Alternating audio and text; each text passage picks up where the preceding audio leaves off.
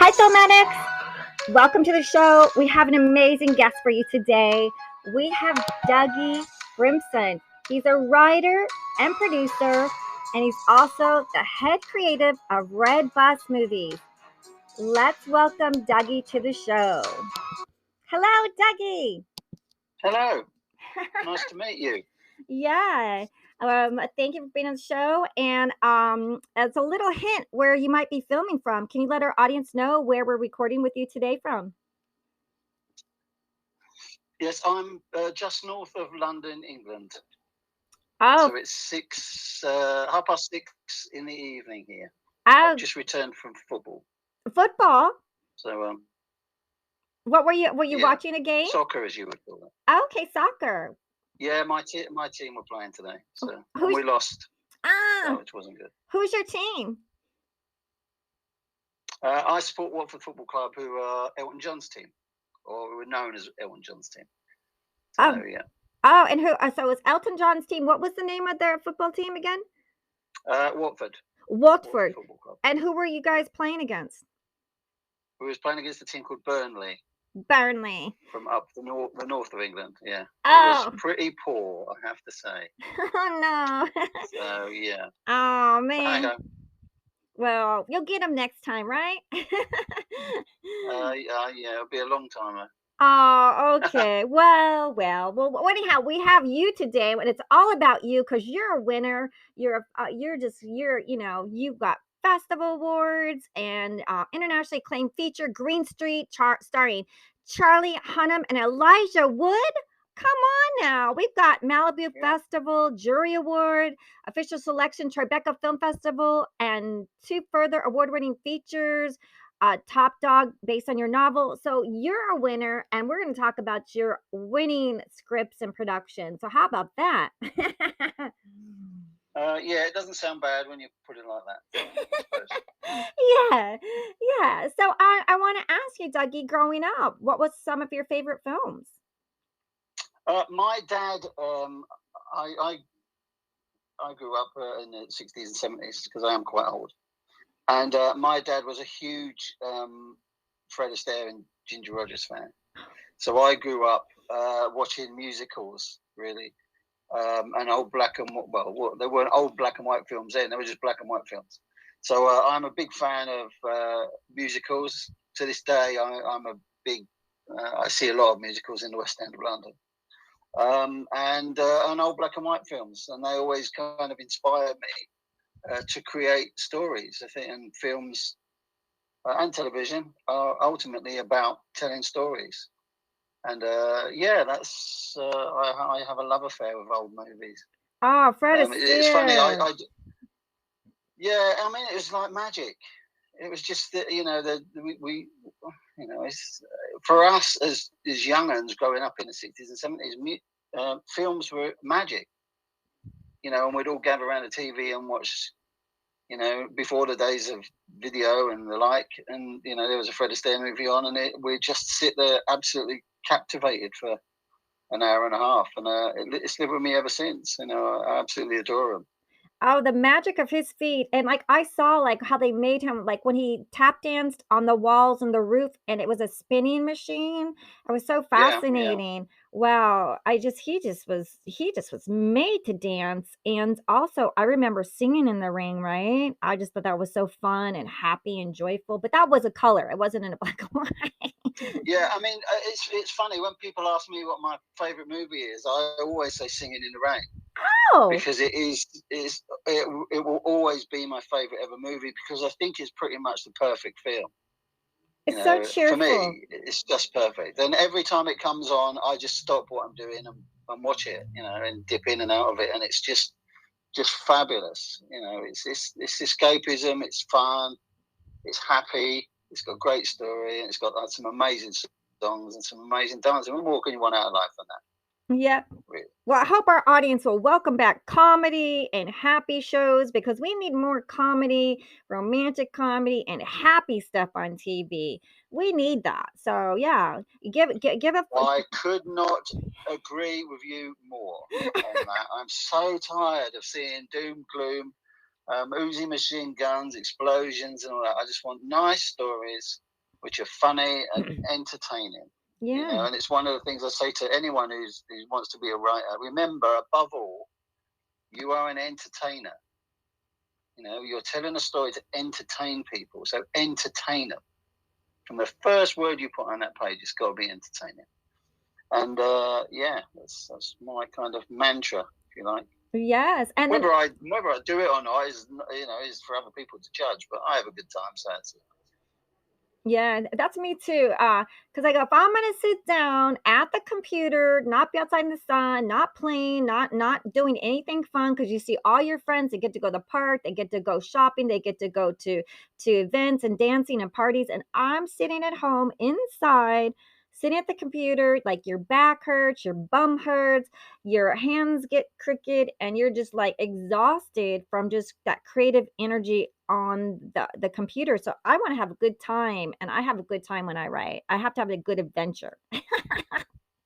You've got to have, I think. I say to people all the time, you know, if you're not enjoying writing it, no one's going to enjoy reading it, and they're certainly not going to enjoy watching it, because it comes across on. It will always come across on the page.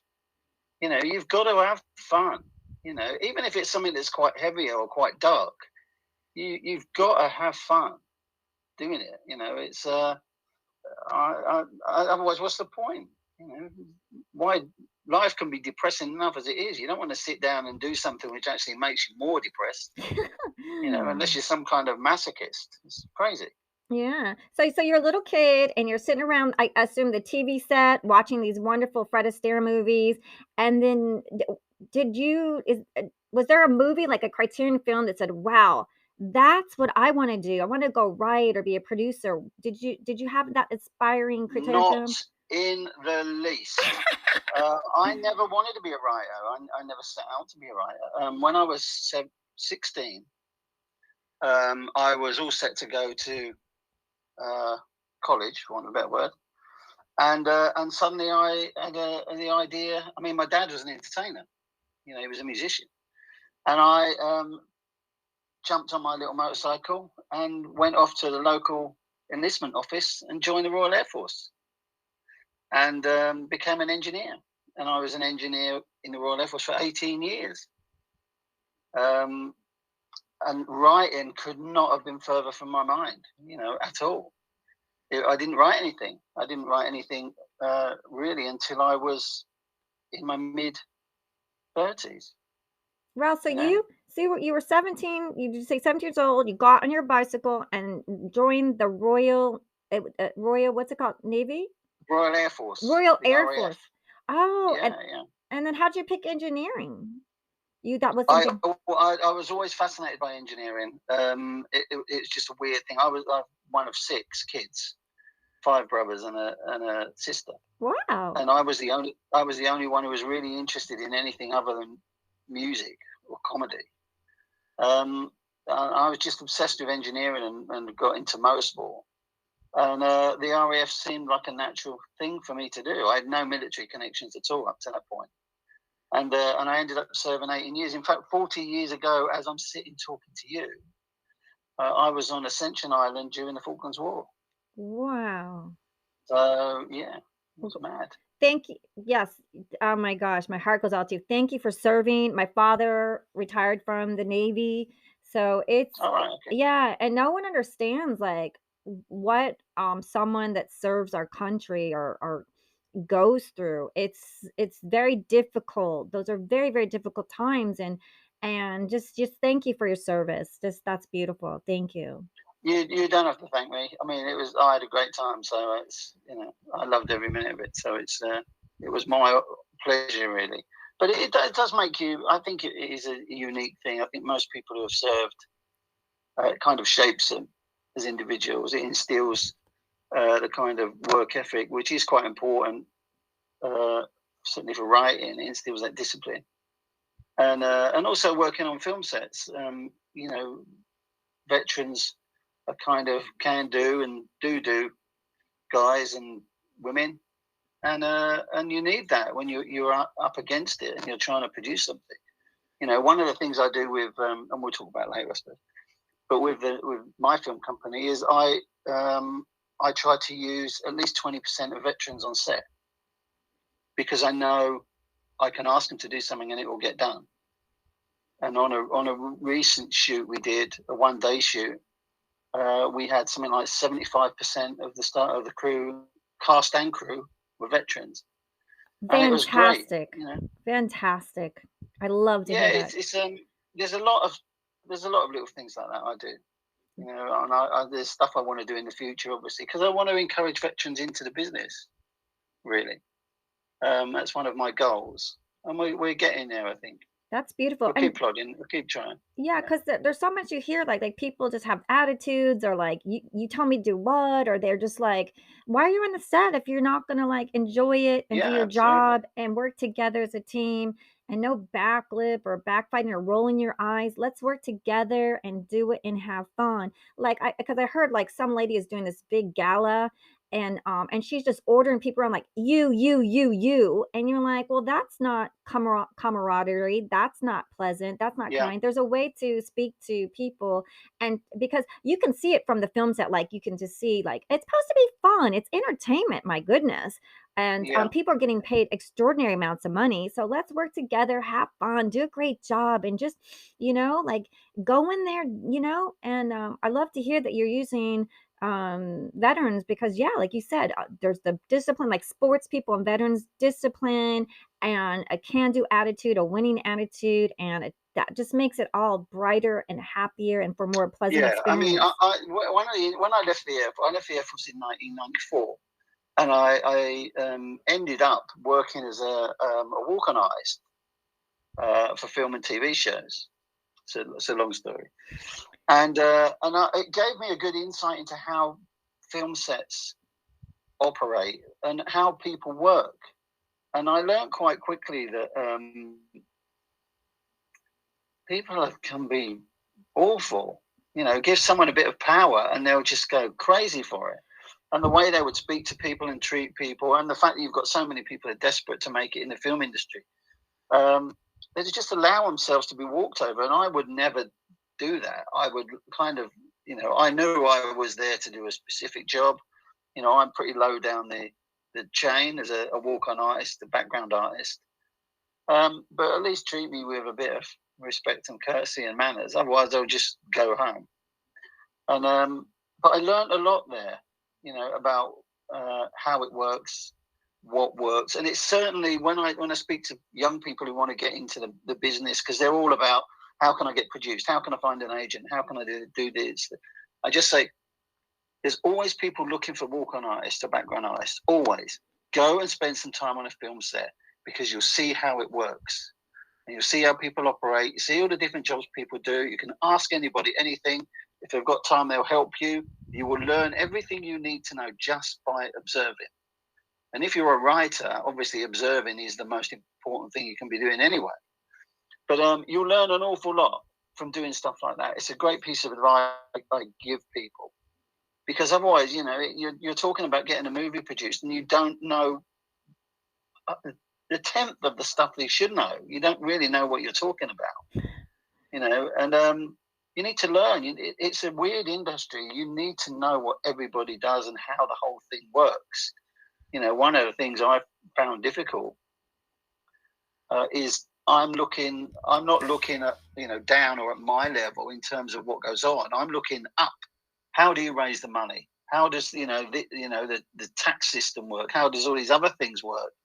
And that's been a big eye opener for me. But that's where the art of delegation comes into play, which is Yeah. another thing you learn in the military. Yeah, I just found out like So, Greece has good tax credits, and I think like Bulgaria are one of those countries. And I'm like, let's make a film yeah, in Greece. Come on. yeah, that's all over the world. I mean, we're doing a Malta. film. Yeah, everyone wants you there. We're doing a film at the moment, and I mean, even within the United Kingdom, Ireland, and Scotland and Wales to a certain extent, and even the north of England offer huge incentives for you to go and film there. And why not take advantage of that? Filming around London is very, very expensive, and you don't need to do that. There is plenty of places. They're building, all over the UK. They're building new film studios and sets and stuff like that. It's amazing. So in this country, we're in pretty good shape. We just need to get our head around the market, but that's a whole different ballgame. Yeah, and so you retired from the Royal Air Force, Yeah, I then left the Royal Air Force. Yeah, I left in 1994. and And then I became, after a couple of years of not really knowing what I wanted to do, I was working as a background artist, and I had an idea. I worked with my younger brother a lot, and we had an idea to write a book, a non-fiction book about football, soccer, and I've ended up doing 17 books now. oh, I published 17 books now. Sold over 1.5 million around the world. Both congratulations. fiction, yeah, it's not bad. Both non-fiction and fiction, and thrillers and comedy, all sorts of stuff. Yeah, And Top now, Dog, can you wanna share? Like, what are, like, 3 books? Where did they go? Did they go to Amazon? Can you share your 3 favorite 3 books no, or I mean, my first few books were published by Hodder Headline in the United Kingdom, and then the ebook world took over. So I had various publishers do books both in print and on ebooks. All of my books are in ebooks now. You can get them all on Amazon. Yeah, I did that for a while, and then of course I stumbled into the world of film, which was luck more than design. It was not something I ever wanted to do. It was just pure luck.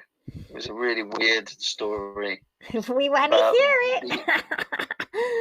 well, really, I mean, I wrote about the culture of football and the subjects of soccer hooliganism and stuff like that. That was my specialist subject. And someone contacted me and said that there was a woman posting on various soccer hooligan websites, asking for help because she wanted to write a film about soccer hooligans. And she was American, which was a bit of a red flag for everybody because we were all concerned: is she a policeman or a journalist or whatever? So I used a fake email address to contact her, sound her out, and to cut a very long story short, we made contact proper, and we were banging backwards and forwards on the ideas, and she just said, "Look, why don't you just fly out to Hollywood? I'll bring you out here." And I went out to Hollywood for 10 days. We thrashed out an idea for a script, and that script became Hollywood, and that was Lexi Alexander, the director.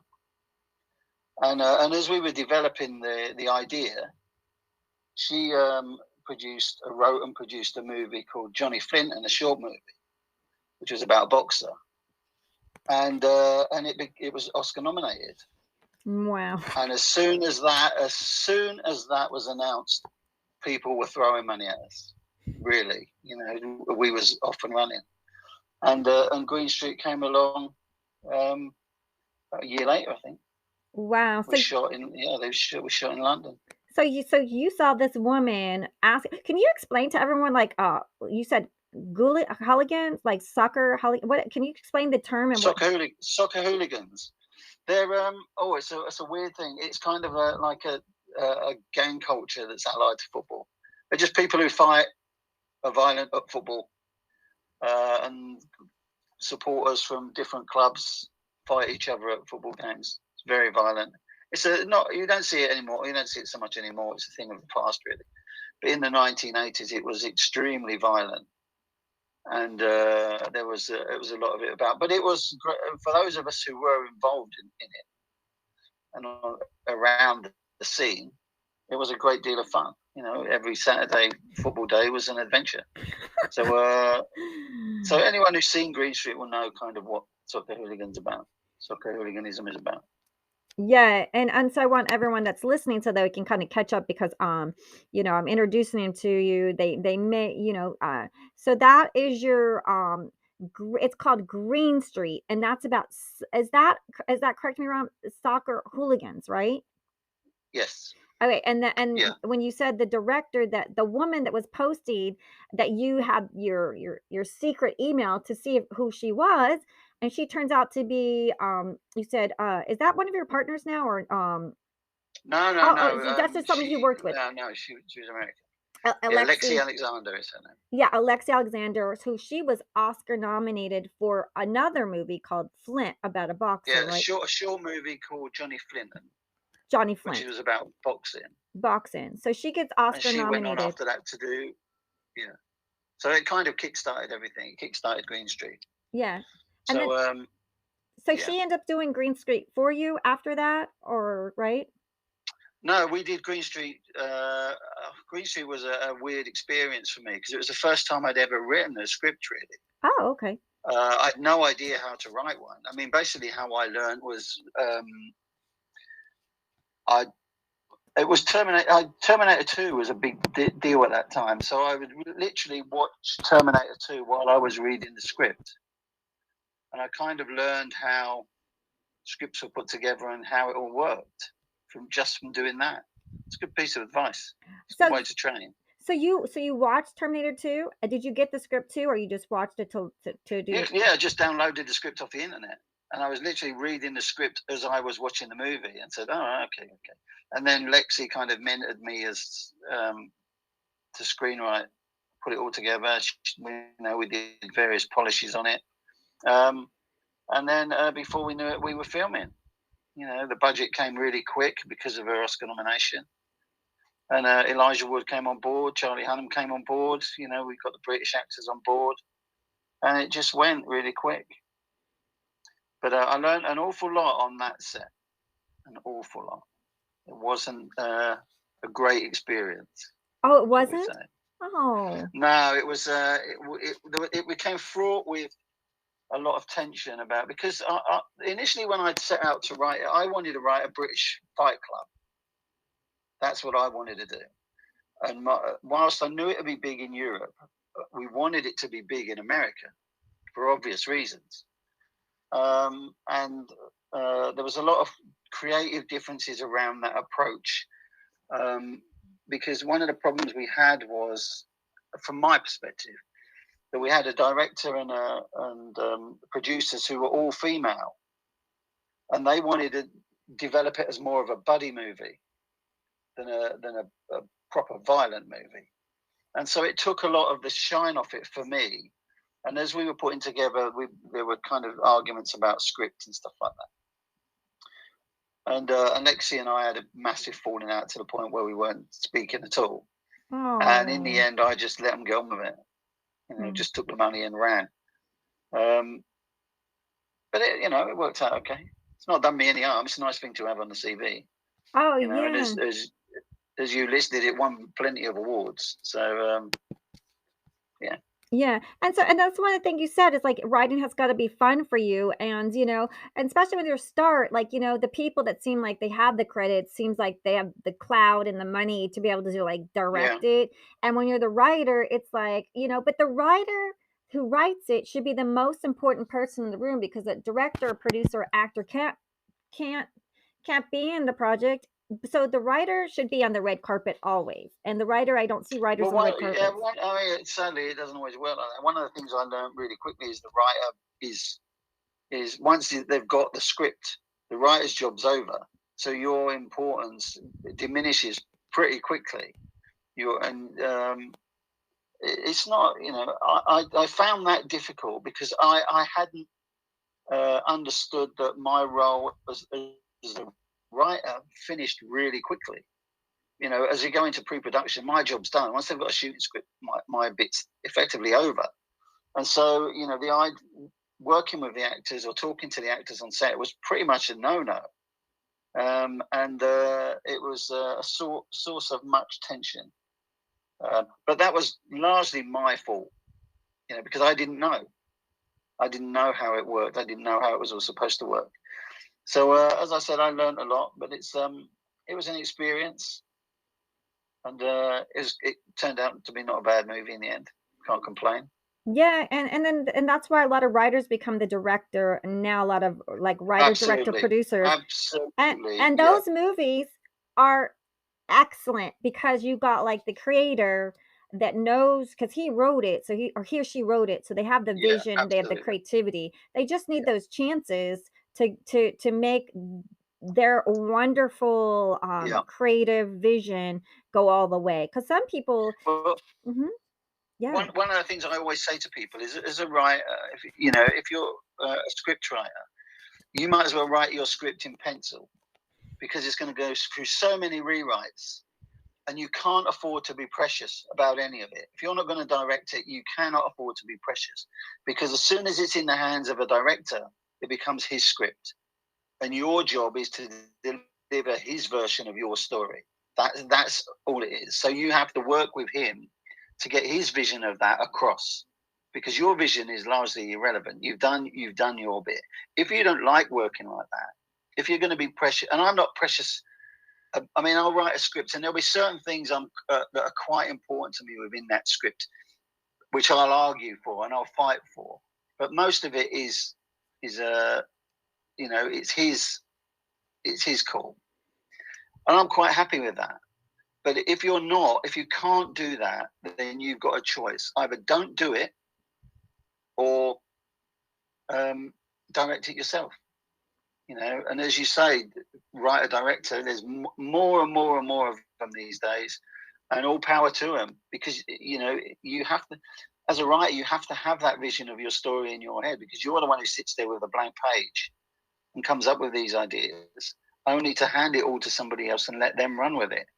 And it takes a big, thick skin. I mean, and a lot of that I learned a lot as an author, because as an author, you can be precious about this stuff because you're writing 75,000 words.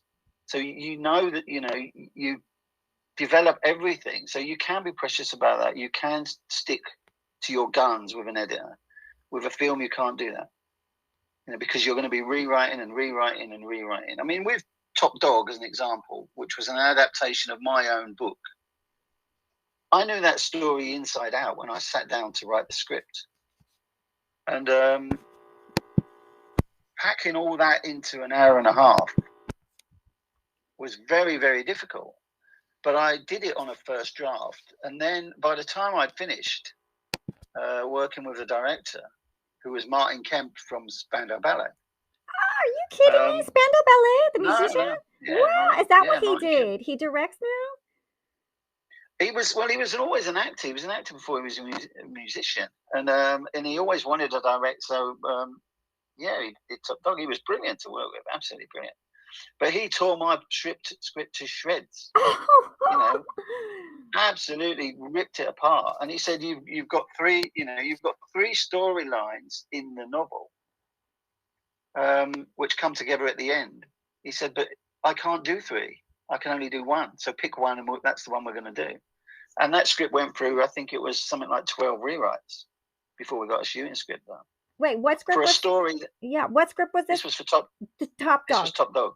Wow. Yeah. So, but like it's for me exposition and stuff like that. That's fine. I welcome those notes. But yeah, I would like you argue for like what the characters saying or talking and preserving those characters. That's Yeah, I key. get it. But exposition is fine. But wow. Well, we're gonna ask everyone to come back to part 2 with Dougie Brimson, and we'll learn more about his from going from being a royal Air Force Royal Air Force veteran to producer writer with multi-winning film festival scripts where he's got A-list actors like Elijah Wood, Oscar-winning directors, and Spandau Ballet actor director directing Top Dogs. Come back for part 2. We're going to have some fun. And if you want to take a second to like and subscribe and download the podcast, that'll help us out.